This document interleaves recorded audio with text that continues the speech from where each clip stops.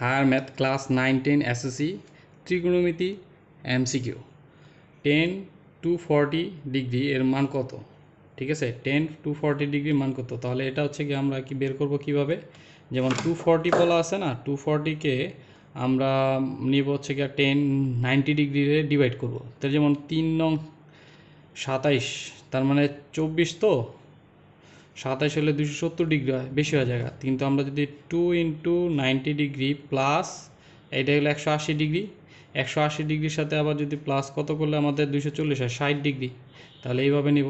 তাহলে এইটা যেহেতু 290 ডিগ্রি, এটা হলো দুইটা 90 ডিগ্রি, তার মানে হচ্ছে গিয়া 10-10ই থাকবে, 10-10ই থাকবে। আর হচ্ছে গিয়া 60 ডিগ্রি হবে। আর এটা হচ্ছে প্লাস হবে না মাইনাস হবে? ঠিক আছে, তাহলে প্লাস হবে না মাইনাস হবে হচ্ছে গিয়া, তাহলে আমাদের এটা দেখতে হবে যে একটা দুইটা, ঠিক আছে, একটা দুইটা প্লাস, তার মানে এটা থার্ড কোয়াড্রেন্ট হচ্ছে গিয়ে তো আপনার 10-এর ঘরে, তাহলে এটা প্লাসটা প্লাসই থাকবে। তাহলে 1060 ডিগ্রির মান কত হচ্ছে গিয়া? 1060 ডিগ্রির মান হচ্ছে গিয়া √3, তাহলে এটা অ্যান্সার হচ্ছে গিয়া √3। তারপরে সাইন 3 থিটা সমান সমান 1 হলে থিতা কত ডিগ্রি, তাই না? তাহলে সাইন 3 থিতা ইকুয়াল 1, তার মানে এটা কিন্তু সাইন 90 ডিগ্রি। এই 1 মানে কি? Sine 90 degree. তাহলে সাইন সাইন কাটা, তাহলে 3 থিতা ইজ ইকুয়াল 90 ডিগ্রি। তাহলে 3 যদি এখানে 90 ডিগ্রিকে ডিভাইড করে, তাহলে এটা হচ্ছে গিয়া 30 ডিগ্রি। থিতা কত ডিগ্রি হয়? 30 ডিগ্রি। তাহলে এটা হচ্ছে 30 ডিগ্রি। এরপর হচ্ছে সাইন -25/π/6, তাই না? আচ্ছা, সাইন মাইনাস থিতা আমরা জানি কি মাইনাস সাইন থিতা না? তাহলে সেই ক্ষেত্রে এটা মাইনাস যেহেতু এখানে আছে, তার মানে এটা হবে মাইনাস সাইন 25π/6, তাই না? এখন এটাকে কি করব?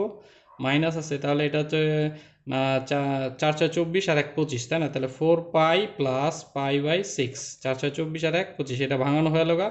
তাহলে এটা হচ্ছে গিয়া কি হবে? যেহেতু এটা জোড় ইভেন, তার মানে হচ্ছে গিয়া সাইন π/6 হবে। তাহলে π/6 এটা মাইনাস হবে না প্লাস হবে, এটা দেখতে হবে। তাহলে আমাদের কোয়াড্রেন্ট হিসাব করি, তাহলে 4π মানে এটা হচ্ছে 1 পাই, তো 2 পাই, 3 পাই, 4 পাই, তার মানে এখানে।